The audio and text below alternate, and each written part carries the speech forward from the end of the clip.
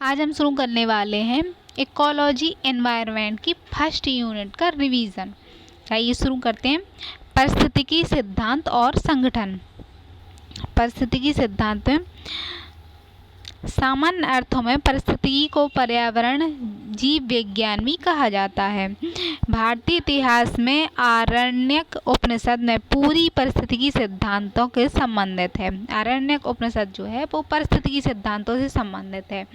फिर चरक संहिता जिसमें वायु, जमीन, पानी और मौसम की जानकारी का उल्लेख है। आधुनिक प्रसंग में पारिस्थितिकी यानी इकोलॉजी शब्द का सर्वप्रथम प्रयोग अर्नहेस्ट हैकल द्वारा 1869 में किया गया था। जैविक और अजैविक तत्वों सहित जीवों और उनके पर्यावरण के बीच संबंधों का ये अध्ययन है। जैविक और अजैविक तत्वों और जीवों का अध्ययन है पर्यावरण। सभी जीव और उनके पर्यावरण एवं उनकी परस्पर अन्योन्य क्रिया का स्थान है। एक स्थान जहाँ पारिस्थितिकी का अध्ययन किया जाता है, यानी वह स्थान है जहाँ पारिस्थितिकी का अध्ययन किया जाता है। आकार में सूक्ष्म जीव से दीर्घतम जो हैं जीव उनका अध्ययन किया जाता है इसमें। पारिस्थितिकी या पारिस्थितिक तंत्र क्या है? तो पारिस्थितिक तंत्र वह स्थान जिसमें पर्यावरण के साथ साथ जीवों के समुदाय का अध्ययन किया जाता है। पर्यावरण का उनके जीवों के समुदाय का अध्ययन किया जाता है तो वो पारिस्थितिक तंत्र है। पारिस्थितिक तंत्र शब्द का सर्वप्रथम प्रयोग A.G. टॉन्सले द्वारा 1935 में किया गया था। स्वाविनिमन, आत्मनिर्भरता, छोटा या बड़ा पारिस्थितिक तंत्र के अध्ययन से प्रक्रियाओं, ऊर्जा के प्रभाव, सामग्री के पुनः चक्रण को समझने में मदद मिलती है। और जैसे इसके कारक हैं जैविक कारक होते हैं। जैविक कारक में उत्पादक, उपभोक्ता और अपघटक इन सबको शामिल किया जाता है। जंतुओं पर इनका प्रभाव क्या है? तो जंतुओं पर कुछ प्रजातियां जैसे सांप, मगरमच्छ हैं तो जैविक अजैविक कारक हैं जो उत्पादक, उपभोक्ता सबका प्रभाव पड़ता है। जंतुओं पर प्रभाव पड़ता है। और समतापी या गर्म जीव किसे कहते हैं? ऐसे जीव जो अपने शरीर का तापमान नियत रखते हैं, अर्थात वातावरण के साथ परिवर्तित नहीं होता है और इसलिए वह ठंडे या गर्मी को महसूस करते हैं।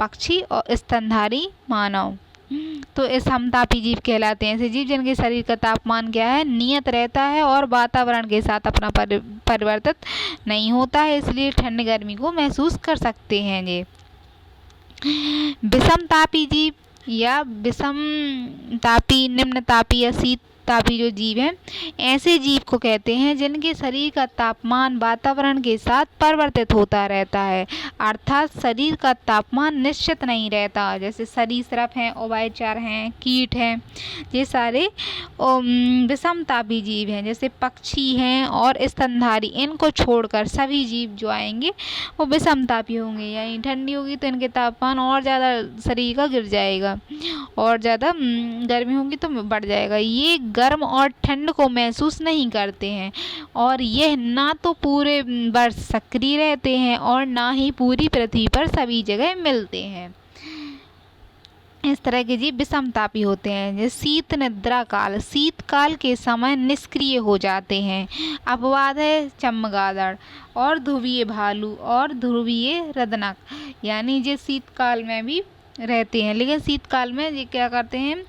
निद्रा में चले जाते हैं, गहरी निद्रा में रहते हैं। ध्रुवीय जीवों की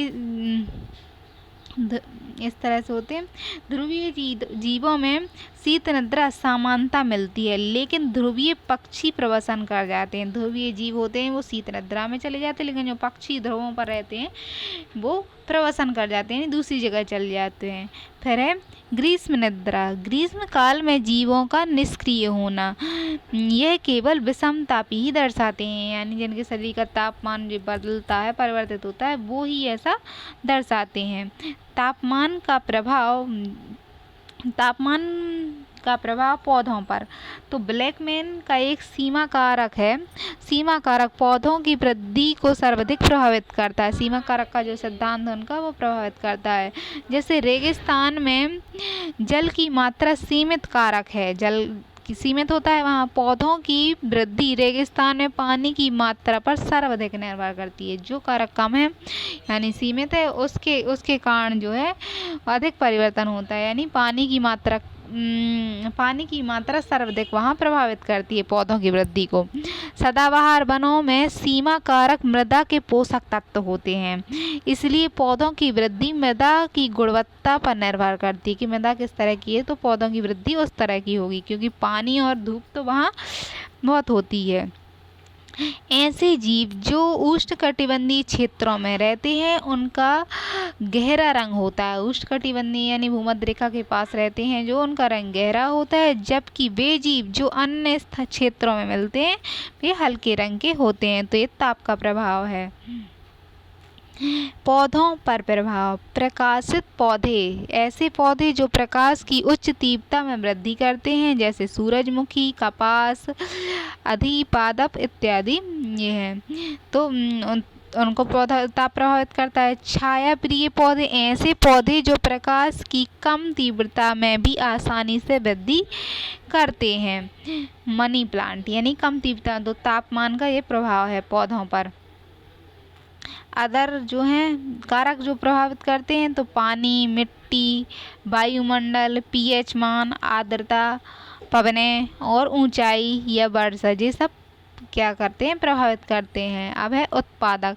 ऐसे जीव, दो जीव कारक जो थे उनको पढ़ रहे हैं कि क्या क्या कारक हैं, तो उनमें ताप है, वर्षा, तजे वाले पढ़े हैं। ऐसे जीव जो प्रकाश संश्लेषण या रासायनिक संश्लेषण के माध्यम से अपना भोजन स्वयं बनाते हैं। प्रत्येक जीव वस्तुतः उत्पादक पर निर्भर करता है, जो उत्पाद होगा उस पर निर्भर करेगा। वर्तमान में परावर्तक कहा जाता है, क्योंकि उत्पादक को क्या है परावर्तक कहा जाता है, क्योंकि सूर्य के प्रकाश की ऊर्जा को दूसरे रूप में बदलते हैं। ये सूर्य प्रकाश की ऊर्जा को एक रूप से दूसरे रूप में बदलते हैं, यानी भोज्य पदार्थ बनाते हैं, उन्हें परावर्तक, उत्पादक की जगह परावर्तक कहा गया है। ऐसे जीव जो प्रकाश संश्लेषण अथवा रसायन संश्लेषण के माध्यम से अपना भोजन स्वयं बनाते हैं। प्रत्येक जीव वस्तुतः उत्पादक पर निर्भर करता है, वही है। वर्तमान में इन्हें परावर्तक कहा जाता है क्योंकि सूर्य के प्रकाश की ऊर्जा को दूसरे रूप में परिवर्तित करते हैं। अब है उपभोक्ता। उपभोक्ता ऐसे जीव जो प्रत्यक्ष या अप्रत्यक्ष रूप से उत्पादक पर निर्भर होते हैं, यानी उत्पादन कोई दूसरा करेगा और उसका भोजन दूसरा करेगा। जैसे घास है, घास को कोई और खाएगा, टिड्डा खा सकता है, टिड्डे को मेंढक खा सकता है। प्राथमिक उपभोक्ता होते हैं, अंत मध्य उपभोक्ता होते हैं और शीर्ष या सर्वोच्च उपभोक्ता भी होते हैं। पारिस्थितिक तंत्र में उत्पादकता यानी प्राथमिक उपभोक्ता क्या है, तो ऐसे उपभोक्ता जो प्रत्यक्ष रूप से उत्पादक पर निर्भर होते हैं इन्हें शाकाहारी कहते हैं, यानी फल फूल सब्जी खाते हैं, प्राथमिक रूप से प्रकृति द्वारा उगाई गई चीज़ों को खाते हैं, वे शाकाहारी हैं। लेकिन वर्तमान इन्हें द्वितीय उपभोक्ता भी कहा जाता है क्योंकि ये कार्बोहाइड्रेट को प्रोटीन में बदलते हैं। कार्बोहाइड्रेट बना हुआ है उसको प्रोटीन में बदलते हैं, इसलिए द्वितीय उत्पादक भी कहा जाता है, यानी क्योंकि ये प्रोटीन बनाते हैं। प्राथमिक उपभोक्ता हो गए जो, उनको द्वितीय उत्पादक कहा जाएगा। फिर मध्य उपभोक्ता, प्राथमिक और शीर्ष उपभोक्ता को छोड़कर सभी उपभोक्ता मध्य उपभोक्ता होंगे, यानी जो पहले खाता है और जो लास्ट में खाता है उसके बीच के जो है द्वितीय उपभोक्ता या तृतीय उपभोक्ता कहलाएंगे। अब है शीर्ष या सर्वोच्च उपभोक्ता। शीर्ष उपभोक्ता को शीर्ष शिकारी भी कहा जाता है। शीर्ष उपभोक्ता होगा शिकारी होगा। इनका प्रयोग अन्य प्राकृतिक शिकारी नहीं होता है, इनका कोई और प्राकृतिक शिकारी नहीं होता, यानी इनका कोई शिकार कोई और नहीं करेगा। मानव शीर्ष उपभोक्ता का एक उदाहरण है। अपघटक, ऐसे जीव जो मृत या सड़े गले पदार्थों पर जीवन यापन करते हैं। इसमें जीवाणु आएगा, कवक आएगा और जीवाणु, फफूंद, कवक ये सारे जीव आएंगे। विषाणु नहीं आता है इसमें, विषाणु यानी वायरस नहीं आता है, अपघटन नहीं करता वो, क्योंकि वो मृत अवस्था में होता है। और जब मानव शरीर में जाता है तो जीवित अवस्था में होगा। अपघटक हमेशा पदार्थ की मूल अवयव को तोड़ते हैं, ये पदार्थ को तोड़ते हैं, उनकी संरचना में परिवर्तन कर देते हैं। प्राथमिक उत्पादक प्रथम उत्पादक के आधार पर ज्ञात की जाती है कि दो भागों में विभाजित किया जाता है। सकल प्राथमिक उत्पादक। सकल प्राथमिक उत्पादक क्या है? किसी पारिस्थितिक तंत्र में उत्पादक द्वारा निर्मित समस्त कार्बनिक पदार्थ, जैसे शुष्क पदार्थ है यह यूनिट, तो शुद्ध प्राथमिक उत्पादक। जब सकल प्राथमिक उत्पादकता से श्वसन के लिए खर्च की गई ऊर्जा को घटा दिया जाता है। सकल प्राथमिक उत्पादक क्या है? श्वसन में जो खर्च की गई ऊर्जा है उसको घटा दिया जाता है, तो वो सकल प्राथमिक उत्पादक है। सदाबहार वन, ज्वालामुख, डेल्टा प्रवाल में सबसे अधिक प्राथमिक उत्पादकता होती है और उत्पादकता प्रति वर्ग मीटर के आधार पर होती है। प्राथमिक उत्पादकता का क्रम क्या है? सबसे पहले सदाबहार वन, पर्णपाती वन, कोणधारी वन, फिर उष्णकटिबंधीय घास के मैदान, शीतोष्ण घास के मैदान, फिर टेगा, फिर टुंडा, गन्ना, आलू, चावल, ये सब प्राथमिक उत्पादकता के क्रम हैं।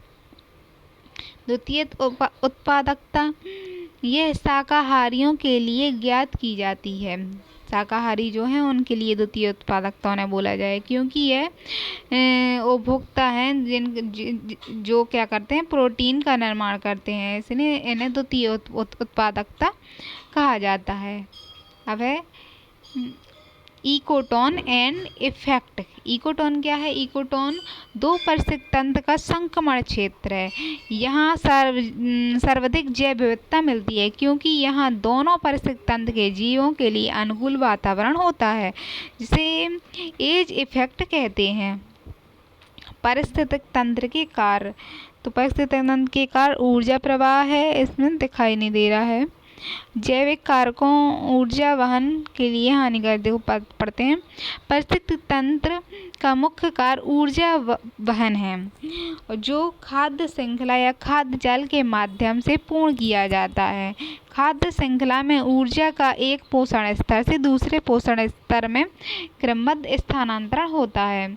एक परिस्थितिक तंत्र में ऊर्जा प्रवाह, ऊर्जा को ना तो उत्पन्न किया जा सकता है और ना ही नष्ट किया जा सकता है, बल्कि इसे एक रूप से दूसरे रूप में परिवर्तित किया जा सकता है। किसी प्रणाली में प्रत्येक क्रमिक ऊर्जा हस्तांतरण के साथ उपलब्ध ऊर्जा की मात्रा धीरे धीरे क्या है, कम हो जाती है। खाद्य श्रृंखला दो प्रकार की होती है। खाद्य श्रृंखला जिसका प्रारंभ उत्पादक से होता है, जैसे मतलब कोई उत्पाद करेगा, जैसे घास है, घास को बकरी खा जाएगी और बकरी को बाघ खा जाएगा, तो खाद्य श्रृंखला है।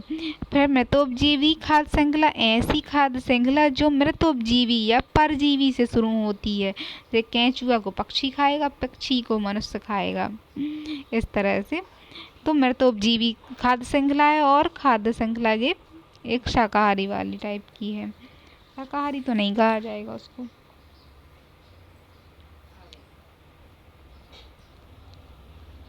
अब खाद्य जाल खाद्य श्रृंखलाओं का समूह होता है। वस्तुतः परिस्थितिक तंत्र में खाद्य जाल ही प्राप्त होते हैं।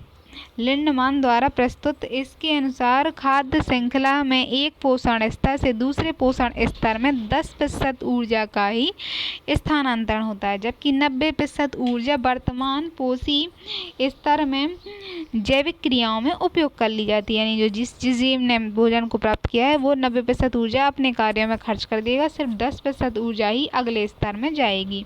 मांसाहारी प्रकृति के संसाधनों पर दबाव डालते हैं। परिस्थितिक तंत्र में ऊर्जा की हानि होती है। शाकाहारी मांसाहारी से अच्छे होते हैं क्योंकि उन्हें ज़्यादा ऊर्जा प्राप्त होती है। खाद्य श्रृंखला अधिक लंबी नहीं होती, खाद्य श्रृंखला लेकिन अधिक ज़्यादा लंबी नहीं होती, क्योंकि ऊर्जा ज़्यादा आगे तक जा ही नहीं पाती है। आहार श्रृंखला के 3 या 4 चरण होने के कारण, जैसे उपभोक्ता अगले स्तर के लिए ऊर्जा की बहुत कम मात्रा उपलब्ध होगी। यदि वो और ज़्यादा जाता है तो ऊर्जा बहुत कम बचेगी। अतः आहार श्रृंखला में सामान्यतः 3 अथवा 4 चरण होते हैं। प्रत्येक चरण पर ऊर्जा का ह्रास होता है और ऊर्जा इतना अधिक ह्रास होता है कि चौथे पोषण स्तर के बाद उपयोगी ऊर्जा कम हो जाती है, यानी उपयोग नहीं कर सकते, इतनी ऊर्जा रहती नहीं है। आहार श्रृंखला में ऊर्जा प्रवाह चक्रीय नहीं रखा गया है, चक्रीय नहीं रखता होता, क्योंकि ऊर्जा का प्रवाह एक दिशीय अथवा एक ही दिशा में होता है, अर्थात रेखीय होता है। ऊर्जा का प्रवाह एक दिशा में होगा। जैसे स्वपोषी जीव हरे पौधे द्वारा सूर्य के प्रकाश को ग्रहण की गई ऊर्जा पुनः सौर ऊर्जा में परिवर्तित नहीं होती, क्योंकि उसे शाकाहारी जीव खा लेते हैं। फिर शाकाहारियों को स्थानांतरित की गई ऊर्जा पुनः पोषण जीवों को उपलब्ध नहीं, स्वपोषी जीव को उपलब्ध नहीं होती, वो बाकी दूसरे मांसाहारी जीवों ने खा लेते हैं। ऐसा जैसे यह विभिन्न पोषण स्तरों पर क्रमिक स्थानांतरित होती है, अपने से पहले स्तर के लिए उपलब्ध नहीं होती, यानी जो पहले से उपलब्ध स्तर है उसे पुनः प्राप्त नहीं होती और अंतिम उपभोग तक पहुँचते पहुँचते नाम मात्र की ही रह जाती है, जो पुनः ऊर्जा में परिवर्तित नहीं होती, यानी जिसने पहले ऊर्जा बनाई थी उसको पुनः प्राप्त नहीं हो पाती। अंतिम स्तर तक जाते जाते ऊर्जा समाप्त हो जाती है और पारिस्थितिक में मुक्त हो जाती है, हानि हो जाती है उस ऊर्जा की। पारिस्थितिक पिरामिड एक सांकेतिक रूप है जो पारिस्थितिक तंत्र में ऊर्जा, बायोमास और जैव संख्या के वितरण को दर्शाता है। किस तरह से ऊर्जा का प्रवाह होता है और बायोमास कितना है, यानी जीव जंतु किस तरह से हैं और जीवों की संख्या कैसी है, इसको दर्शाने के लिए पिरामिड इसे पिरामिड के रूप में चित्रित किया जाता है, जिसमें विभिन्न स्तर होते हैं जो पारिस्थितिक तंत्र के विभिन्न उत्पादन उपभोक्ता श्रेणियों को दर्शाते हैं। उत्पादक कौन है, उपभोक्ता कौन है, इस तरह से है पिरामिड दर्शाता है। ऊर्जा का पिरामिड, यह पिरामिड पारिस्थितिक तंत्र में ऊर्जा के प्रवाह को दर्शाएगा और यह दर्शाता है। ऊर्जा का वितरण उत्पादकों से लेकर उपभोक्ता तक होता है, यानी उत्पादक जो पेड़ पौधे होंगे सबसे निचले स्तर पर होंगे, फिर उसके बाद शाकाहारी मांसाहारी जीव होंगे। इसमें उत्पादक सबसे नीचे होता है और ऊर्जा हर स्तर पर घटती जाती है। नीचे जो पिरामिड है ऊपर की ओर जाएगा तो नीचे सबसे ज़्यादा ऊर्जा होगी, क्योंकि ऊर्जा का अधिकांश भाग जैविक प्रक्रियाओं जैसे श्वसन कार्यों में होता है।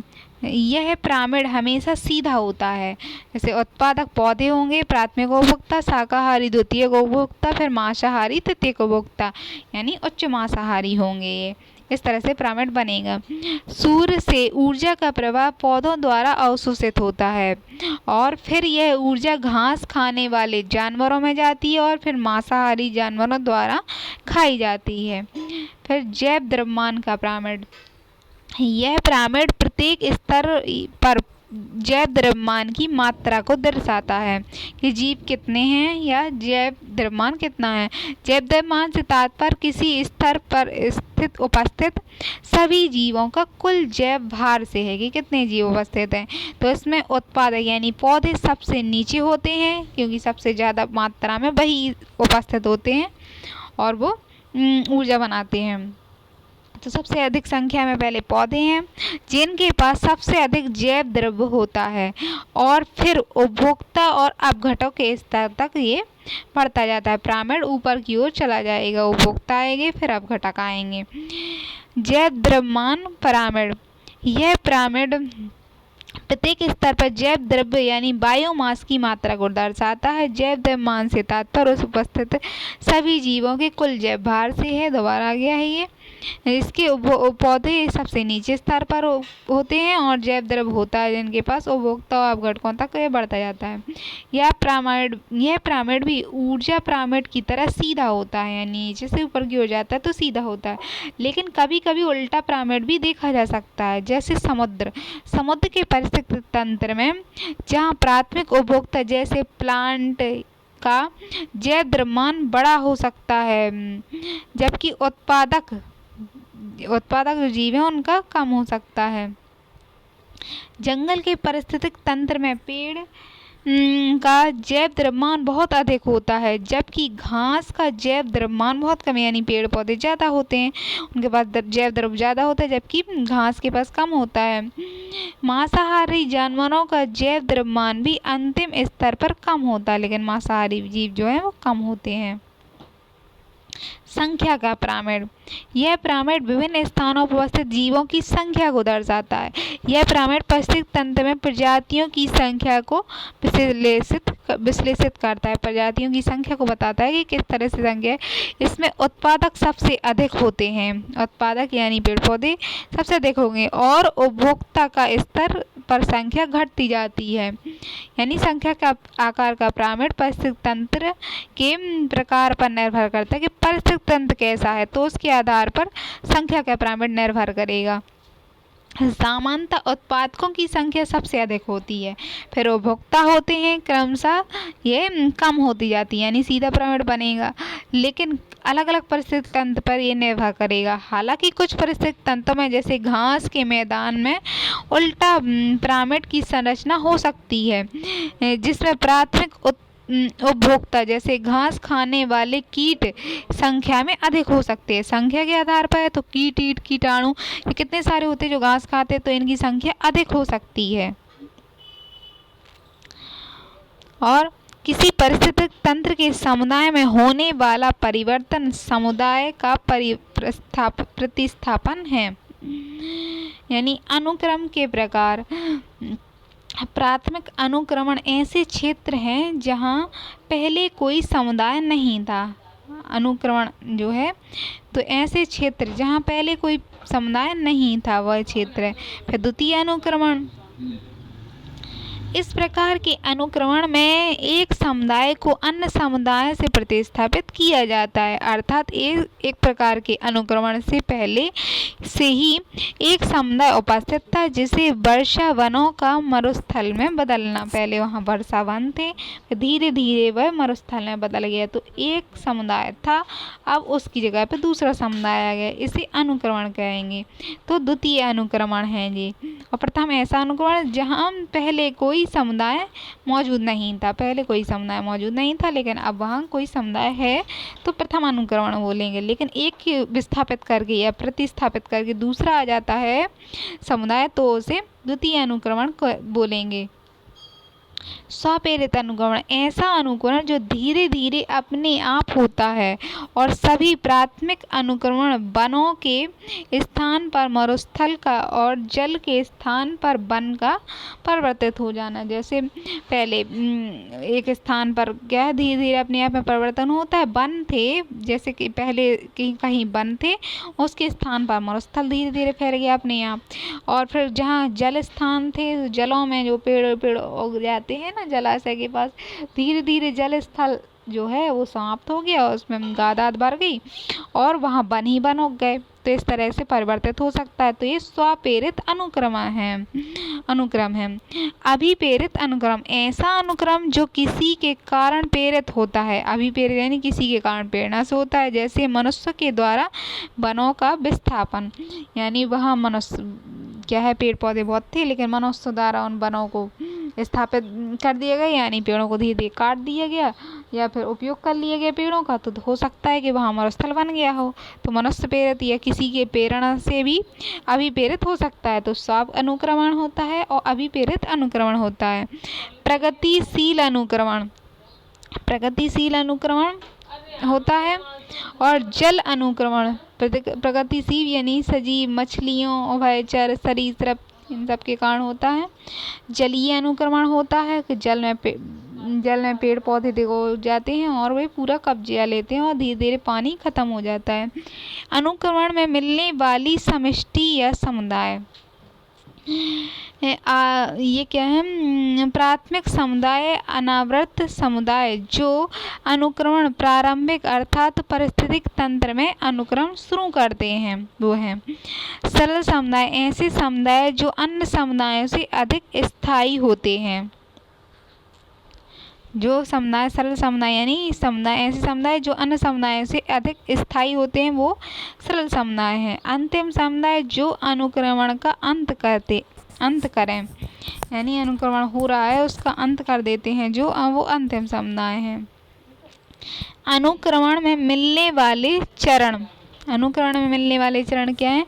अनुक्रमण की प्रक्रिया का वर्णन क्लाइमेट्स ने किया था और नगरीम भवन यानी यह जीवन विद्यमान ना हो, जहाँ जीवन विद्यमान ना हो वहाँ नगरीम भवन कहेंगे।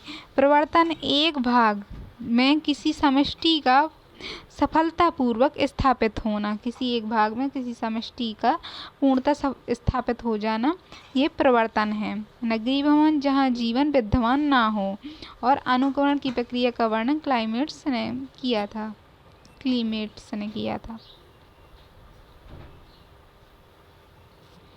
प्रतिस्पर्धा। प्रतिस्पर्धा क्या है? अंतरजातीय या अंतरजातीय प्रतिस्पर्धा से संघर्ष करना है। एक जाति अंतरजातीय आपस में या अंतर दूसरी जाति से प्रतिस्पर्धा करना, संघर्ष करना प्रतिस्पर्धा है। प्रतिक्रिया। जीवित प्राणियों के प्रभाव से पर्यावरण में परिवर्तन है प्रतिक्रिया। स्थितीकरण। समुदाय अंतिम रूप से स्वयं को पर्यावरण के साथ दीर्घकाल के लिए स्थिर कर लेता है, तो वे स्थितीकरण है। अब प्रतिगामी अनुक्रमण है जो इसमें दिया नहीं गया है। गैस चक्र। मरुस्थल अनुक्रमण भी, मरुस्थल में भी परिवर्तन हो जाता है। अब नाइट्रोजन चक्र दिया गया है कि नाइट्रोजन क्या है, तो नाइट्रोजन चक्र नीलहरित शैवाल कवकों द्वारा वायुमंडल से नाइट्रोजन है उसको स्थिरीकृत किया जाता है, नाइट्रेट में बदल दिया जाता है। लेगमुनेसी परिवार के जो पौधे होते हैं उनकी जड़ों में पाए जाने वाला जो बैक्टीरिया होता है वायरस, उसको नाइट्रोजन स्थिरीकरण में सहयोग होता है। ये प्रोटीन के निर्माण में सहायक होता है, DNA RNA यौगिक होता है, ये सब। वायुमंडल की गैसों में सबसे अधिक नाइट्रोजन गैस पाई जाती है। वायुमंडल में नाइट्रोजन की मात्रा 78.08% है। जैव अणु की उत्पत्ति में नाइट्रोजन की बड़ी भूमिका होती है। जैविक अणु की उत्पत्ति में नाइट्रोजन भूमिका निभाती है और प्रोटीन का उत्पादन नाइट्रोजन गैसों से ही होता है। और जारी मात्रा के बावजूद नाइट्रोजन जैविक घटकों को सीधे रूप में प्राप्त नहीं होती, यानी वायुमंडल में इतनी ज़्यादा नाइट्रोजन है लेकिन फिर भी वह सीधे तौर पर जीवों को प्राप्त नहीं हो जाती, क्योंकि नाइट्रोजन स्थिरीकरण करने वाले जीवों से ही वो प्राप्त होती है। जैसे बैक्टीरिया नाइट्रोजन स्थिरीकरण, राइजोबियम जो फलीदार पौधे होते हैं उनकी जड़ों में पाए जाते हैं ये राइजोबियम बैक्टीरिया, एजिटोबैक्टर, क्लोस्ट्रीडियम और नाइट्रोसोमोनास नाइट्रोबैक्टर, ये बैक्टीरिया हैं जो नाइट्रोजन स्थिरीकरण करते हैं। फिर ब्लू ग्रीन एल्गी या साइनोबैक्टीरिया और नॉन स्टॉक स्पाइरुलिना या एनाबीना, और फंगस में फ्लूरोटस, ये क्या करते हैं? नाइट्रोजन का स्थिरीकरण करने में सहायक होते हैं। फिर डीनाइट्रिफिकेशन बैक्टीरिया यानी सूडोमोनास है, और सूडोमोनास डीनाइट्री यानी जो नाइट्रोजन का स्थिरीकरण हुआ है उस नाइट्रोजन स्थिरीकरण को वापस नाइट्रोजन में बदलने का काम डीनाइट्रिफिकेशन बैक्टीरिया कर देते हैं। जैसे सूडोमोनास है या थायोबैसिलस डीनाइट्रिफिकेस, ये क्या करते हैं? नाइट्रोजन को पुनः नाइट्रोजन बदल देते हैं। डीनाइट्रिफिकेशन बैक्टीरिया सूडोमोनास और थायोबैसिलस ये बताए ही है। नाइट्रोजन की प्राप्ति उन बैक्टीरियाओं के द्वारा होती है जो नाइट्रोजन का उत्पादन करते हैं। ये बैक्टीरिया पेड़ पौधों की दलहनी फसलों की जो पेड़ पौधे उनकी जड़ों में पाए जाते हैं। दलहनों में जैसे मटर, उड़द, अरहर, मूंग, मसूर, सोयाबीन, लोबिया और मूंगफली, गुआर तथा हरी खाद्य फसलें सनी या पटसन, बरहीम आदि जड़ों में नाइट्रोजन उत्पादन होती है, यानी कि नाइट्रोजन ये बैक्टीरिया उनकी जड़ों में पाए जाते हैं, उन्हीं की जड़ों में होता है। दलहन की जड़ों में नाइट्रोजन की गांठ रासायनिक प्रक्रियाओं के द्वारा नाइट्रेट यानी NO3 तथा अमोनियम पैदा करती हैं और इस नाइट्रोजन का पेड़ पौधे उपयोग कर लेते हैं। ये बैक्टीरिया हैं जो नाइट्रेट में बदल देते हैं, अमोनिया बदल देते हैं और इसका पेड़ पौधे उपयोग कर लेते हैं। अंततः पेड़ पौधे और जीव जंतु हैं जो गलने या सड़ने पर बैक्टीरियाओं के द्वारा वायुमंडल में विलय हो जाता है, और जब ये पेड़ पौधे सड़ जाते हैं, गल जाते हैं, तो ये बैक्टीरिया प्राप्त हो जाते हैं। जो ई में भरा लगा हुआ, इसमें जल चक्र है जो 84% समुद्र में और 77% वर्षा के रूप में पानी प्राप्त होता है, और 16% पेड़ पौधों द्वारा बाष्पोत्सर्जित होता है, और समुद्र द्वारा 84% बाष्पोत्सर्जन होता है। जो वर्षा के रूप में प्राप्त होता है उसमें 77% वर्षा के रूप में प्राप्त होता है और 7% भूमि से बहता है, ये जल प्राप्त होता है। देखो इस तरह से इसमें जल चक्र बताया गया है कि कोहरे के रूप में भी होता है, बर्फ के रूप में, बादल के रूप में ये होता है। इसमें 84% बाष्पीकरण समुद्र से होता है और 16% बाष्पोत्सर्जन पेड़ पौधों द्वारा होता है। फिर 77% जो वर्षा होती है वो समुद्र में मिल जाता है पानी, और 7% भूमि से बहता है। जल चक्र के बारे में फिर जैविक अन्योन क्रियाएं। जैविक अंतःक्रिया उन विभिन्न तरीकों को संदर्भित करती है जिनमें जीव एक पारिस्थितिक तंत्र के भीतर दूसरे के साथ अंतःक्रिया करते हैं।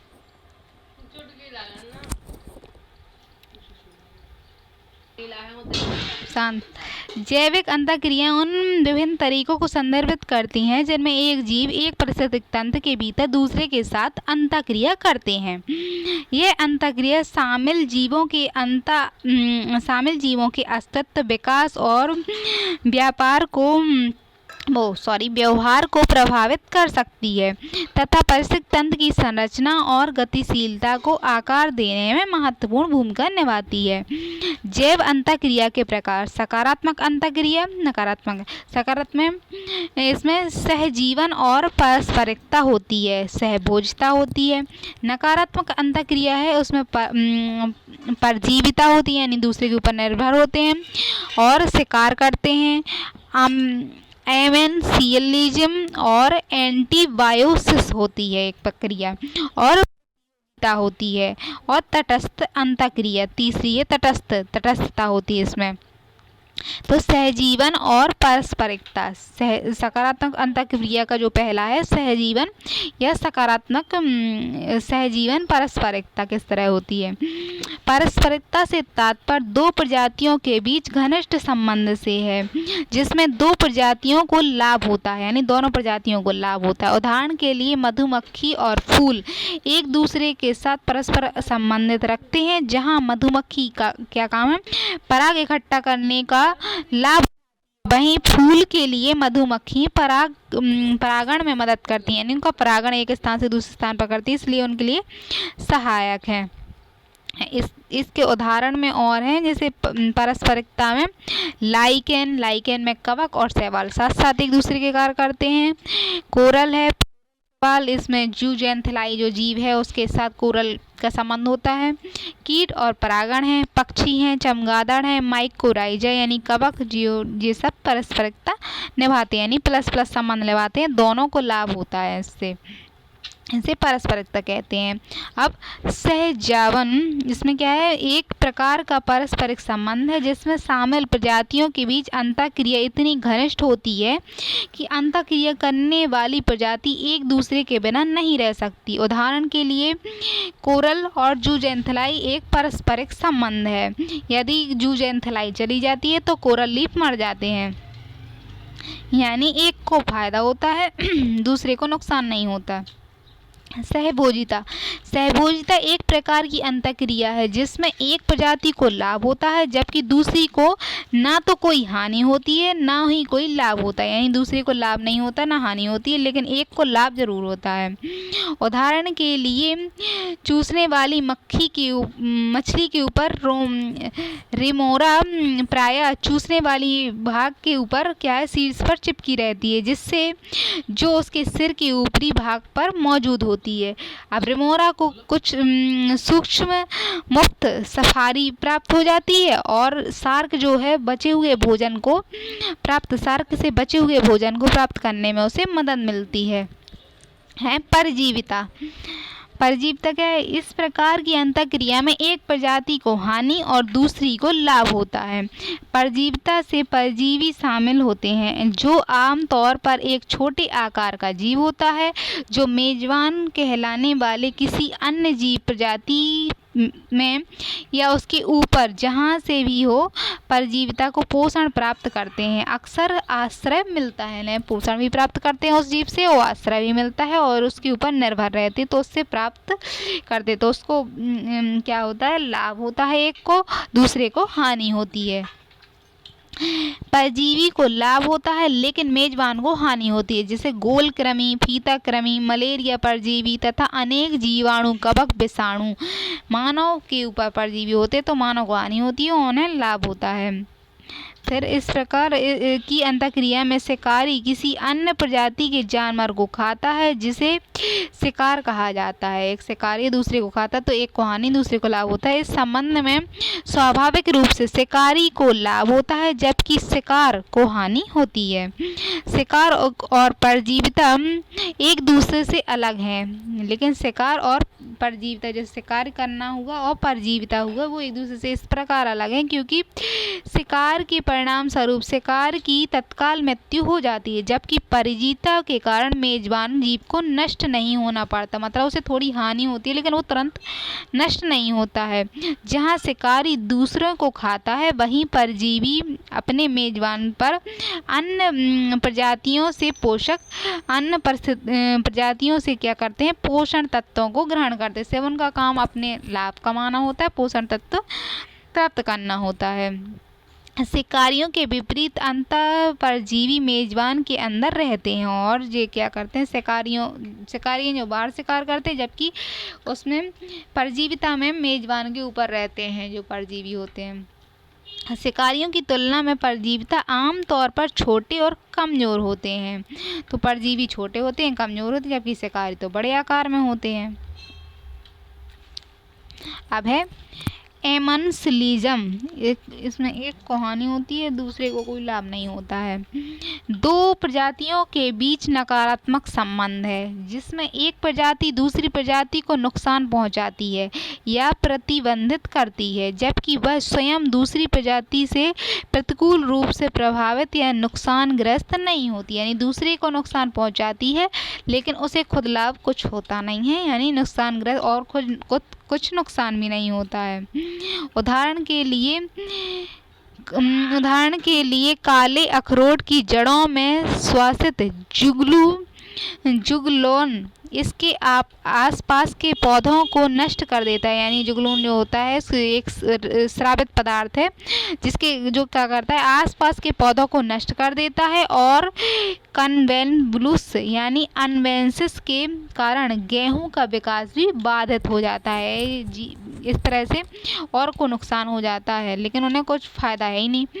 एंटीबायोसिस इसका तात्पर्य एक जीव का दूसरे जीव के पूर्ण या आंशिक दमन या मृत्यु से है जो चय प्रक्रिया के परिणाम स्वरूप कुछ पदार्थों के उत्पादन या पर्यावरणीय स्थिति के कारण होता है।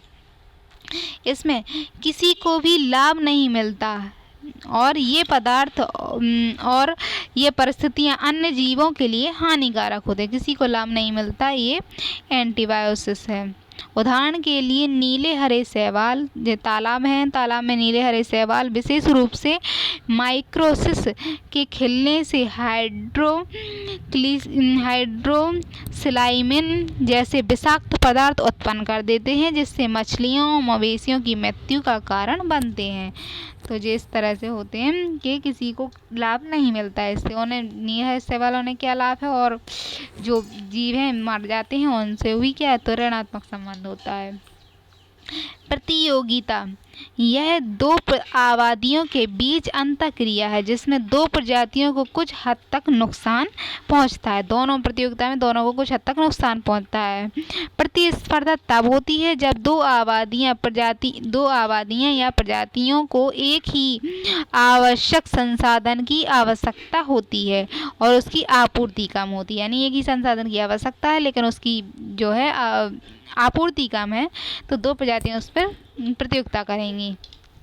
उदाहरण के लिए पौधे मिट्टी के पोषक तत्वों और सूर्य के प्रकाश, तापमान, आर्द्रता या परागकणों के बढ़ने के स्थान के लिए एक दूसरे के साथ प्रतिस्पर्धा करते हैं। जैसे प्रजातियों के प्रकार के आधार पर प्रतियोगिता भी प्रकार की हो सकती, कई प्रकार की हो सकती है।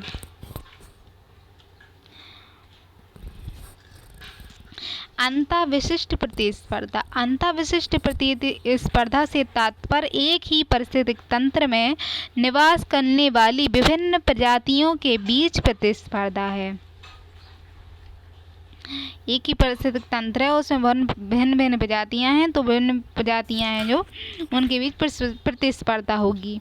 अब प्रजातिक प्रतिस्पर्धा,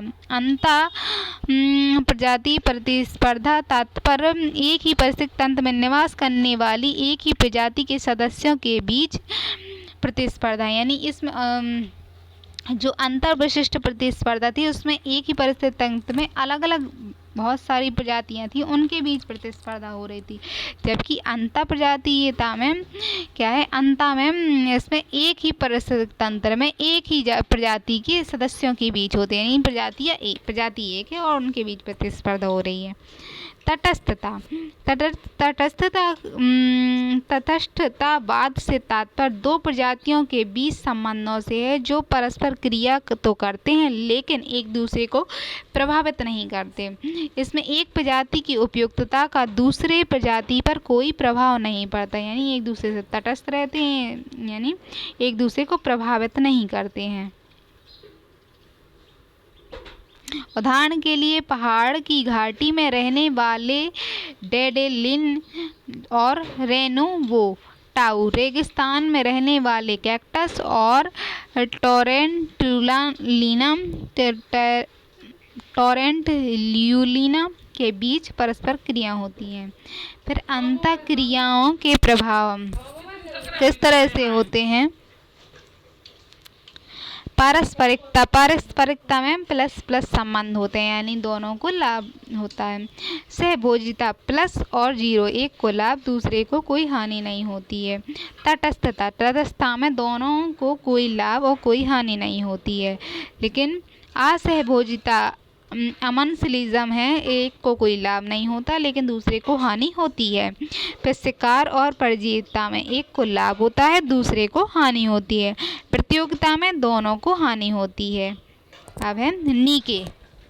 नीके क्या है, तो अपने निवास स्थान में किसी प्रजाति की कार्यात्मक विशेषताओं को उस सामान्य निवास स्थान में नीके कहा जाता है। तो एक प्रजाति जो अपने कार्य विशेषताओं को उस निवास में करती है उस स्थान को नीके कहा जाता है। प्रजाति में कई प्रजातियां एक ही निवास स्थान पर रहती हैं लेकिन वह अलग अलग कार्य करती हैं। तो प्रजातियां एक ही निवास स्थान पर रहती हैं लेकिन अलग अलग कार्य करती हैं। जीवों के संरक्षण में नीके की महत्वपूर्ण भूमिका होती है। यदि हमें प्रजातियों को उनके मूल निवास स्थान में संरक्षित करना है तो हमें प्रजातियों की नीके की आवश्यकता के बारे में जानकारी होनी चाहिए। जैव संचय या जैव संग्रह क्या है, तो किसी रासायनिक पदार्थ का संचय होना है। जैव संचय जैसे वसा संग्रह, चार पैरों में कैटलस में डीडीटी का संग्रह होना या सरसों में हैवी प्रदूषण, यानी उसको जैव संग्रह बोलेंगे। जैव आवर्धन, यदि कोई रासायनिक पदार्थ खाद्य श्रृंखला में एक पोषण स्तर से दूसरे पोषण स्तर में बढ़ती हुई मात्रा में प्रवेश करता है तो इसे जैव आवर्धन कहते हैं। तो खाद्य श्रृंखला में एक पोषण स्तर से दूसरे पोषण स्तर में बढ़ती हुई मात्रा में प्रवेश करता है तो जैव आवर्धन कहते हैं। केवल अजैव निम्नीकरण और जैव संग्रहण पदार्थ ही जैव आवर्धन की घटना दर्शाते हैं। पर्यावरण अनुकूलन, अनुकूलन से तात्पर्य किसी जीव के जीवन की संरचनात्मक, पर्यावरण में अनुकूलन क्या है, सो जीव की संरचनात्मक, शारीरिक, व्यवहारिक विशेषता से है जो उसे किसी विशेष वातावरण में जीवित रहने में सक्षम बनाती है, यानी अपने व्यवहार को, अपनी संरचना को, शरीर को परिवर्तित करता है और उस वातावरण में जीवित रहने को सक्षम बनाता है। अनुकूलन एक जीव की उपस्थिति या व्यवहार या संरचना या जीवन का तरीका है जो इसे एक विशेष वातावरण में जीवित रहने की अनुमति देता है, यानी उसके जीवित रहने के लिए कैसा व्यवहार करना चाहिए इसका एक तरीका है। अब शारीरिक क्या है, पानी के बाहरी स्रोत के अभाव में उत्तरी अमेरिकी रेगिस्तान में क्या है, कंगारू चूहा अपने आंतरिक वसा ऑक्सीकरण, जिसमें पानी एक उप उत्पाद है, के माध्यम से पानी की सभी आवश्यकताओं को पूरा करने में सक्षम होता है।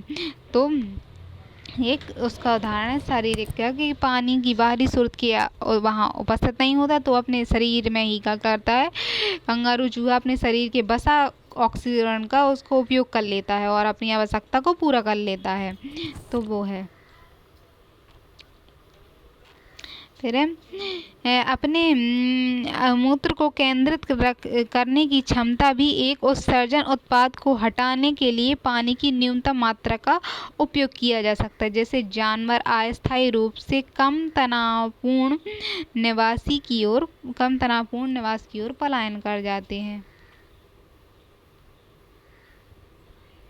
इनमें अपने मूत्र को केंद्रित करने की क्षमता भी होती है। उत्सर्जन उत्पाद को हटाने के लिए पानी की न्यूनतम मात्रा का उपयोग किया जाता है। जैसे अस्थायी रूप से कम तनावपूर्ण आवास की ओर पलायन कर जाते पड़ा है।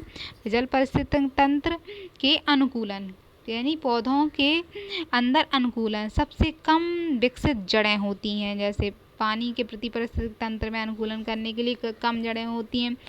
पानी के अंदर ना जाना पाना या वायवीय ऊतक रंध्रों की अनुपस्थिति, तो रंध्रों की कम अनुपस्थिति होगी या उपस्थित होंगे रंध्र कम तो वाष्पोत्सर्जन नहीं करेंगे पौधे, यानी जल का ज़्यादा नहीं करेंगे। पौधों के अंदर अनुकूलन, यानी मोम का आवरण भी हो जाता है। जल के यदि अंदर रहने वाले पौधे तो उनमें मोम का आवरण होगा। दिशा संवेदन के लिए भी होंगे और ये पाल फड़े गलफड़े कोई भी श्वसन है। मछली पौधों में अनुकूलन, मछली विकसित जड़ें हो, मछली मरुस्थली में क्या करेंगे पौधे, इस तरह से अनुकूलन करेंगे। तो मरुस्थल में अनुकूलन करने के लिए पौधों में विकसित जड़ें होंगी, पत्तियों कांटे में रूपांतरित हो जाएंगी और छुईमई का पौधा है। जैसे जंतुओं में रात्रिचर होंगे, भोजन भंडारण की क्षमता होगी और शुष्क मल का त्याग कर सकते हैं। ये ठंडे जलवायु वाले स्तनधारियों के कान और अंग आमतौर पर छोटे होते हैं, जबकि गर्मियों का नुकसान कम से कम हो और एलन का नियम कहा जाता है। इसे एलन का नियम कहा जाता है। ठंडे वायु वाले क्षेत्रों में वायु जलवायु का प्रदेश है तो वहाँ रहने वाले जीव के जो नाक कान अंग वह अंग हैं जो छोटे होंगे। वायवीय अनुकूलन, यानी उड़ान के लिए मजबूत मांसपेशियों वाले पंख। तो यदि वायवीय अनुकूलन यानी उड़ने वाले जीव हैं तो उनमें मौजूद मांसपेशियों वाले पंख होंगे। न्यूमेट्रिक हड्डियां होंगी, यानी हड्डियां का भार कम होगा। भार कम करने के लिए एक ही अंडाशय होगा उनमें और यूरिक अम्ल उत्सर्जी पदार्थ होगा।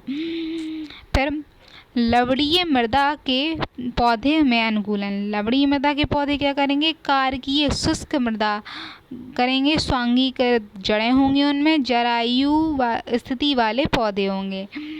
फिर अर्ध उष्णकटिबंधीय वन। अर्ध उष्णकटिबंध क्या है? पश्चिम घाट, अंडमान निकोबार द्वीप समूह और उत्तर पूर्वी क्षेत्रों के साथ दक्षिणी भारत में है। अर्ध उष्णकटिबंधीय तो ये पश्चिम घाट में है, अंडमान निकोबार द्वीप समूह में है और उत्तर पूर्वी क्षेत्रों में भी है, दक्षिण भारत में है। जलवायु क्या है इनकी? तो 200 सेंटीमीटर से अधिक वार्षिक वर्षा होती है। 22 डिग्री सेल्सियस तक तापमान होता है। औसत वार्षिक तापमान वाले गर्म और आर्द्र क्षेत्रों में उगते हैं। इनकी अधिक ऊंचाई वाले वृक्ष होते हैं। वनों के बारे में डिटेल से भूगोल की कक्षा में दिया गया है, इस बारे में वहाँ पढ़ेंगे।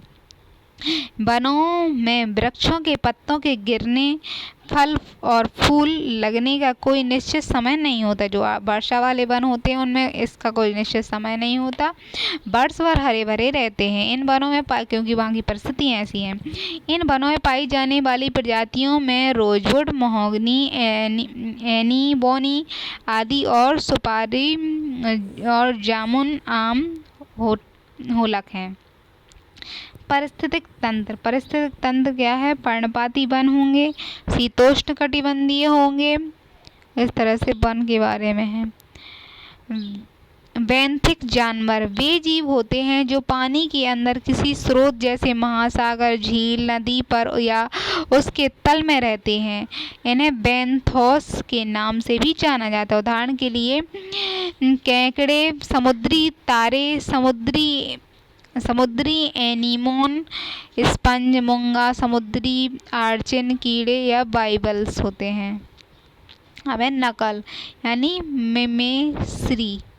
नकल तब होती है जब एक जानवर शारीरिक या व्यवहारिक लक्षण प्रदर्शित करता है जो किसी अन्य प्रजाति या आसपास के वातावरण की बिल्कुल नकल होती है। इसके कारण जीवित रहने में उसे लाभ प्राप्त होता है।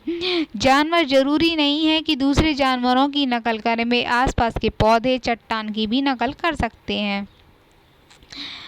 जैसे बर्डसियन या मिमिकी एक गैर जहरीली प्रजाति है। देखने में ये व्यवहार में जहरीली प्रजाति से मिलती जुलती है, जबकि वह जहरीली दिखाई देती है। मतलब वो जहरीली नहीं होती लेकिन जहरीली दिखाई देती है, तो उससे नकल कर लेती है वो मिमिकी। बर्डसियन मिमिकी जहरीली प्रजाति है। फिर मुरियन मिमिकी विभिन्न जहरीली या खराब स्वाद वाली शिकार प्रजातियां, जिसमें मोनार्क तितली या वॉयस रॉय दूसरे से मिलती जुलती हैं, ये नकल करती हैं। ब्रूड परजीवीवाद पक्षियों में पारिस्थितिकी का एक अनोखा रूप यह है कि परजीवी पक्षी अपने अंडे मेजबान के घोंसले में रख देते हैं। जो परजीवी पक्षी ब्रूड पक्षी हैं वो अपने अंडे दूसरे मेजबान किसी के घोंसले में रख देते हैं और मेजबान को उन्हें सेने के लिए दे देते हैं। ब्रूड परजीवी का सबसे प्रसिद्ध उदाहरण कोयल है और कौवा है। कोयल और कौवा जैसे अन्य पक्षी के घोंसले में अपने अंडे देते हैं और कोयल के चूजों को सेने और खिलाने के लिए मेजबान पर निर्भर करते हैं। अन्न को दे देते हैं और वो उसका पालन पोषण करते हैं, सेते हैं। सहविलुप्ति यह एक ऐसी स्थिति है जब एक प्रजाति विलुप्त हो जाती है और उसके साथ जुड़े पौधे, पशु प्रजातियां भी विलुप्त हो जाती हैं। एक प्रजाति विलुप्त होगी तो उससे जुड़ी चीज़ें भी विलुप्त हो जाएंगी। यह सहविलुप्ति है। यह प्रायः शिकार या पौधे परागणकर्ता जैसे घनिष्ठ पारिस्थितिक संबंध के कारण होता है। यानी उनमें परागण करते हैं या शिकार करते हैं एक दूसरे का, या उनमें बहुत संबंध होता है। जैसे डोडो बर्ड्स, डोडो नाम का एक पक्षी है। डोडो पक्षी के विलुप्त होने के साथ टम्बा लोकोक या डेड ट्री भी विलुप्त की कगार पर पहुंच गया है। डोडो पक्षी विलुप्त रहा है तो उसका डोडो ट्री भी एक पेड़ है जो भी विलुप्त हो रहा है। डोडो ट्री और डोडो पक्षी का संबंध यह है कि एक पेड़ मुख्य रूप से मॉरिशस द्वीप पर पाया जाता है। मॉरिशस द्वीप पर पाए जाने वाला पेड़ है। डोडो पक्षी अपने बीजों को खाता है, मतलब उसके बीज, पेड़ के बीजों को खाता है, पचाता है और फिर निकालता है, जिससे बीज अंकुरित हो जाते हैं। यानी बीज को अंकुरित करने में मदद करता है तो और पेड़ हो जाते हैं। जब 1600 के दशक में डोडो पक्षी विलुप्त हो गया तो इस पेड़ के बीज का प्राकृतिक प्रसंस्करण, जो प्राकृतिक रूप में पाए जाते हैं, वो नहीं हो पाया और वे भी विलुप्त होने लगे। फिर एक क्रायोस्फीयर। क्रायोस्फीयर पृथ्वी के संपूर्ण जमे हुए हिस्से को संदर्भित करता है, जिसमें बर्फ के सभी रूप से ग्लेशियर, बर्फ की चादरें, बर्फ का आवरण और परमाफ्रॉस्ट या समुद्री बर्फ, झीलों में बर्फ, नदी में बर्फ शामिल है। तो क्रायोस्फीयर क्या है? जमे हुए बर्फ को बताता है।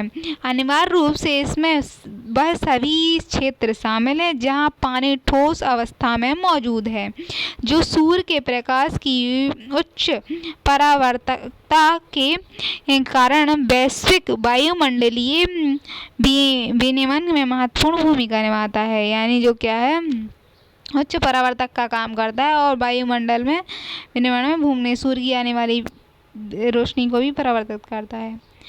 इकोफीन क्या है?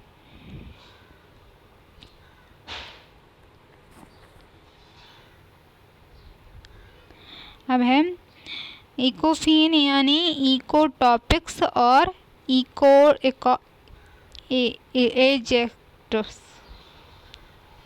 एजेक्ट्स।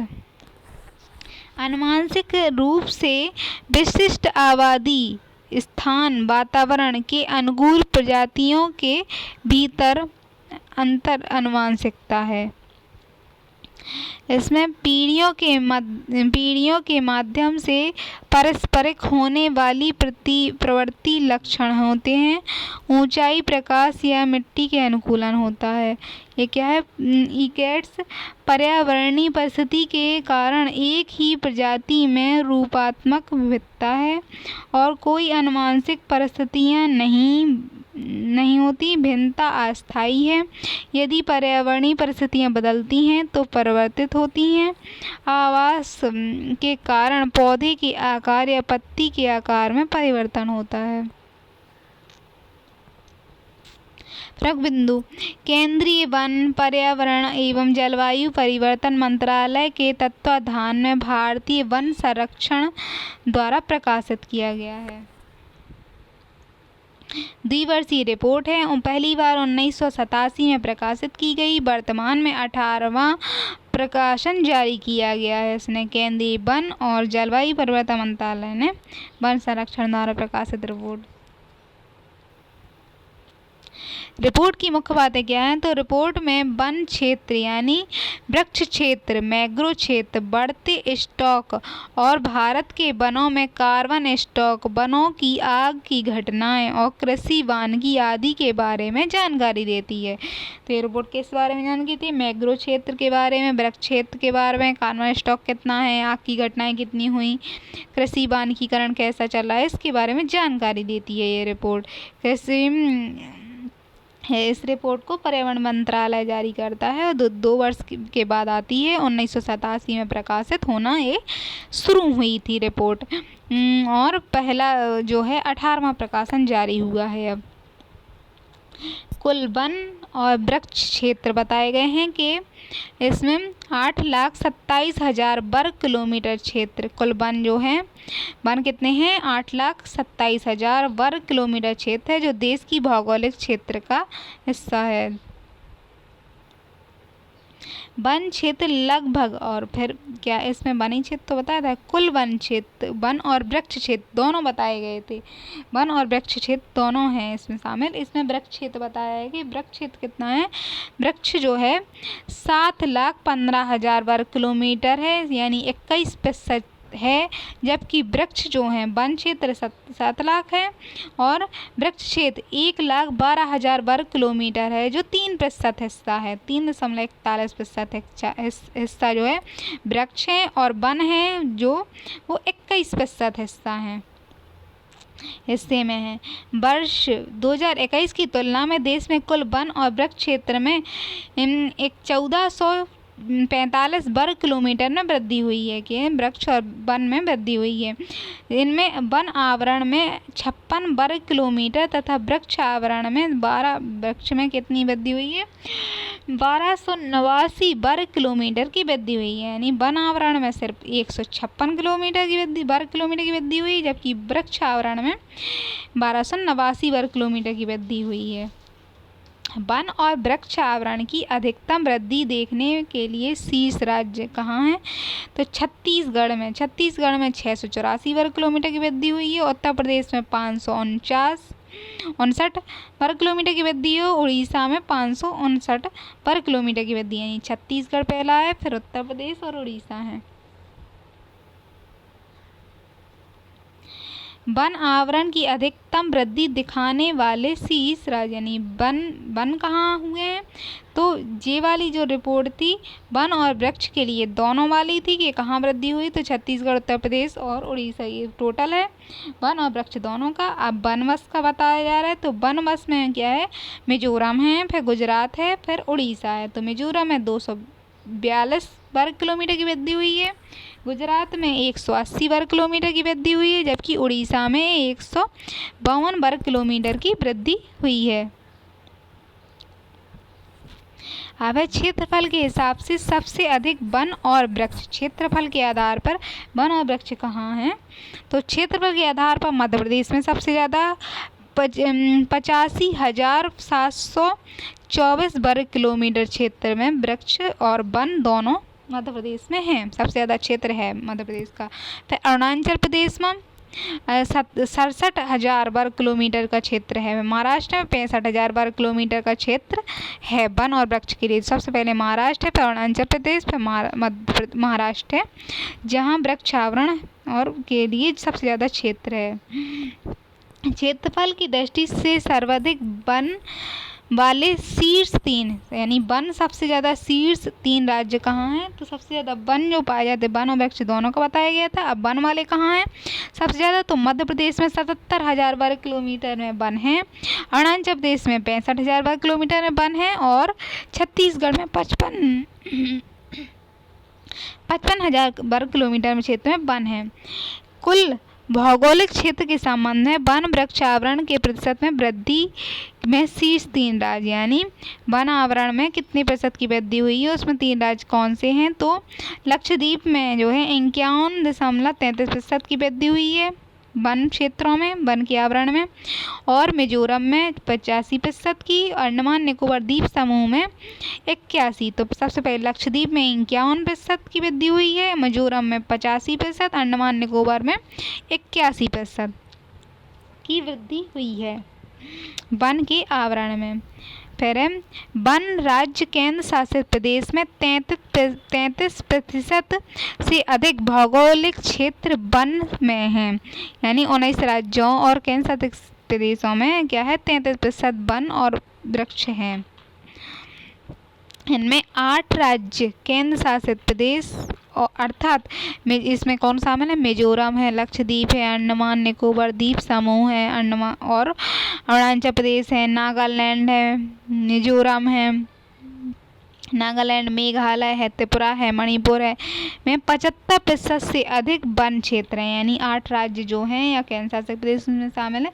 तो इन सब जो पूर्वोत्तर के हैं उनमें 75% से अधिक वन क्षेत्र वहाँ शामिल हैं, वन क्षेत्र शामिल हैं। और देश के कुल मैंग्रोव आवरण, मैंग्रोव का आवरण भी देखते हैं, तो मैंग्रोव आवरण में 4,992 वर्ग किलोमीटर में है। देश में कुल मैंग्रोव 4,900 यानी 5,000 के करीब मैंग्रोव क्षेत्र है और उसमें मैंग्रोव वन है। भारत में वन और वनों से बाहर पेड़ों की कुल बढ़ता हुआ स्टॉक, यानी जो वन और वृक्ष आवरण है उनके बाहर भी तो भारत में वन बढ़ रहे हैं, तो उनके ऊपर स्टॉक बढ़ा है, जो कितना है? 6,430 मिलियन घन मीटर अनुमानित है, जिसमें से 44,000 मिलियन घन मीटर वनों के अंदर 1951 मिलियन घन मीटर वन क्षेत्र से बाहर हैं। पिछले आकलन की तुलना में कुल बढ़ते स्टॉक में पिछले आकलन जो है उसमें कितना बढ़ा है, तो 262 मिलियन घन मीटर की वृद्धि हुई है, जिसमें वनों के अंदर 51 मिलियन घन मीटर और वन क्षेत्र के बाहर वनों के अंदर यानी जो वन शामिल हैं तो उनमें 51 में वृद्धि हुई है और वन क्षेत्र के बाहर 171 मिलियन घन मीटर में वृद्धि हुई है। भारत में वन और वनों के बाहर पहाड़ों की कुल बढ़ता हुआ स्टॉक, पहाड़ों पर भी वन वृक्ष बढ़ रहे हैं, तो पहाड़ों पर 64,430 मिलियन घन मीटर अनुमानित है, जिसमें 44,000 मिलियन जो वन हैं वनों के अंदर हैं और 1951 मिलियन घन वनों के बाहर हैं। पिछले आकलन की तुलना में वही वाली रिपोर्ट है जी, पिछले आकलन की तुलना में कुल बढ़ते स्टॉक में जो क्या है 262 मिलियन घन मीटर में वृद्धि हुई, जिसमें वनों के अंदर 51 हैं और वनों क्षेत्र के बाहर 171 मिलियन घन मीटर की वृद्धि हुई है। देश में बांस क्षेत्र का विस्तार यानी बांस का विस्तार किस तरह से है उसके बारे में है। 1,54,670 वर्ग किलोमीटर में आंका गया है बांस का क्षेत्र के बांस इतने क्षेत्र में है 1,54,000 वर्ग किलोमीटर वाले क्षेत्र में बांस हैं। 2021 में किए गए पिछले आकलन की तुलना में बांस क्षेत्र में 5,000 यानी 21 की तुलना में अब 5,227 वर्ग किलोमीटर क्षेत्र में वृद्धि हो गई है। वन के बाहर पेड़ों से लकड़ी का कुल वार्षिक संभावित उत्पादन 51 मिलियन घन मीटर आंका गया है, यानी वनों के बाहर जो पेड़ हैं उनमें लकड़ी का कुल वार्षिक संभावित उत्पादन कितना होता है, तो 51% हो जाता है वनों के बाहर के पेड़। कार्बन पृथक्करण से संबंधित एनडीसी के तहत वृक्ष लक्ष्य की प्राप्ति के संबंध में वर्तमान आकलन से पता चला है कि भारत का कार्बन स्टॉक है 30.43 बिलियन टन CO2 समतुल्य तक पहुंच गया है। भारत का कार्बन स्टॉक 30.43 बिलियन टन हो गया है।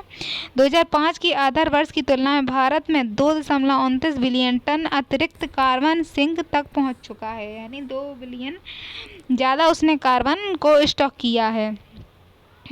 तो 30 बिलियन टन वर्तमान में है और 2005 की तुलना में 2 बिलियन बढ़ चुका है अब, जबकि 2030 तक 2.5 से 3.0 बिलियन टन का बाद लक्ष्य है कि अपन को इतना कम करना, तो 2 हो गया और भी हो जाएगा। अब एक रिपोर्ट है सारणी है कि वन आवरण कितना है, वृक्ष आवरण कितना है, ये सारा एक साथ दिखा दिया जाएगा। कुल क्षेत्र कितना है, तो वन आवरण कितना है, वन क्षेत्र 7,15,352 7,15,000 जो है वन क्षेत्र है, 21% क्षेत्र है, ये देश का 21% क्षेत्र वन है। और वृक्ष आवरण 1,12,000 वर्ग किलोमीटर क्षेत्र में है, जिसमें 3% क्षेत्र वृक्ष का है। कुल वन आवरण और कुल वन और वृक्ष मिला के कुल कितने हैं, तो 8,27,000 वर्ग किलोमीटर है, यानी 25% वन और वृक्ष दोनों हैं। फिर झाड़ियाँ हैं, तो झाड़ियाँ कितनी हैं, 43,622 यानी 1% क्षेत्र पर झाड़ियाँ हैं। गैर वन क्षेत्र यानी जो वन के रूप में उन्हें नामांकित नहीं किया गया है, तो 24,16,000 वर्ग किलोमीटर क्षेत्र यानी 73% क्षेत्र पर गैर वन क्षेत्र है, यानी यहाँ पे नामित नहीं है वन, लेकिन वन है तो गैर वन क्षेत्र है। कुल भौगोलिक क्षेत्र जो भारत का है 100% में कितना है, तो 72,87,469 है। शीर्ष मैंग्रोव यानी मैंग्रोव क्षेत्र जहाँ सबसे अधिक है वहाँ वाले क्षेत्र कौन से, केंद्र शासित प्रदेशों की स्थिति में भी इसमें शामिल है। इसमें पश्चिम बंगाल के पास 42.45% क्षेत्र है पश्चिम बंगाल के पास मैंग्रोव का। फिर गुजरात में 23 32% है, यानी सबसे ज़्यादा पश्चिम बंगाल में। अंडमान निकोबार द्वीप समूह में 12% मैंग्रोव क्षेत्र है। तो 42% पश्चिम बंगाल, 23% अंडमान निकोबार गुजरात में है। अंडमान निकोबार में 12% है। पश्चिम बंगाल, गुजरात और अंडमान निकोबार। सर्वाधिक वन क्षेत्र वाले राज्य, यानी वन क्षेत्र सब जगह सबसे अधिक कहाँ है, तो मध्य प्रदेश में 77% है किलोमीटर है, और अरुणाचल प्रदेश में 65 और छत्तीसगढ़ में 55 है। तो वन वाले क्षेत्र हो गए। और वन क्षेत्र या वन आवरण और प्लस वृक्ष आवरण, वन और वृक्ष दोनों को मिलाकर वृद्धि शीर्ष वाले जो वृद्धि की है जो, तो उसमें छत्तीसगढ़ है, फिर उत्तर प्रदेश है, और फिर उड़ीसा है, और राजस्थान है फिर। तो ये वृक्ष क्षेत्र है। सर्वाधिक वन आवरण प्रतिशत वाले राज्य केंद्र शासित प्रदेश, यानी वन आवरण में वाले कहाँ हैं, वन आवरण में वृद्धि हुई है, तो लक्षद्वीप में 51%, मिजोरम में 85% और अंडमान में 81% है। 1 दिसंबर 2024 को पर्यावरण, वन और जलवायु परिवर्तन मंत्री भूपेंद्र यादव ने भारत वन स्थिति रिपोर्ट 2023 जारी की, जिसके अनुसार मध्य प्रदेश में 77% वर्ग किलोमीटर के क्षेत्र में सर्वाधिक वन आरक्षित राज्य है, जो राज्य की कुल भौगोलिक क्षेत्र का 25%, यानी मध्य प्रदेश का 25% कुल भौगोलिक क्षेत्र का 25% है ये मध्य प्रदेश। यह रिपोर्ट पर्यावरण और वन मंत्रालय के द्वारा द्विवार्षिक रूप से जारी की जाती है, 2 वर्ष में जारी की जाती है। वन रिपोर्ट 2023 के अनुसार देश में कुल वन और वृक्ष क्षेत्र में वर्ष 2021 की अपेक्षा, जो 2021 में जारी की गई थी, उसकी अपेक्षा 2023 में क्या है, 23 में 1445.81 वर्ग किलोमीटर में वृद्धि हुई है। और वन आवरण में 156 वर्ग किलोमीटर और वृक्ष आवरण में 1279 वर्ग किलोमीटर क्षेत्र में वृद्धि हुई है, यानी वन और वृक्ष आवरण दोनों मिला के 14,045, और इसमें वन आवरण बस में 156 और वृक्ष में 1289। देश में वनों का कुल कार्बन स्टॉक, कार्बन कितना मतलब स्टॉक करते हैं, तो 7285 मिली टन वर्ग, ये मतलब कार्बन स्टॉक सर्जित करते हैं, अवशोषित कर लेते हैं। 2021 में अपेक्षा 81.5 मिली टन की वृद्धि हुई है। तो ये पिछले 2021 की तुलना में वृद्धि हो रही है। कार्बन स्टॉक वाले राज्यों में मध्य प्रदेश 680 मिली टन, छत्तीसगढ़ 505 मिली टन और महाराष्ट्र 465 मिली टन है। तो कार्बन स्टॉक जो है कुल मिलाकर 72,85 मिली टन है, जिसमें 2021 की तुलना में 81% की वृद्धि हुई है। मध्य प्रदेश में 680 मिली ton Madhya Pradesh carbon stock करता है, 680 मिली टन, छत्तीसगढ़ 505 और महाराष्ट्र 465। शीर्ष वन आवरण में वृद्धि वाले राज्य में मिजोरम है, यानी वन आवरण में वृद्धि वाले राज्यों में मिजोरम में 282, गुजरात में 180 और उड़ीसा में 152 वर्ग किलोमीटर में क्या है, वन आवरण में वृद्धि हुई है। वृक्षावरण में महाराष्ट्र 14,524 वर्ग किलोमीटर, राजस्थान 10,841 वर्ग किलोमीटर, उत्तर प्रदेश 8,950 वर्ग किलोमीटर वृद्धि हुई है। तो थैंक यू दोस्तों, आज का ये पहला रिवीजन क्लास समाप्त होता है।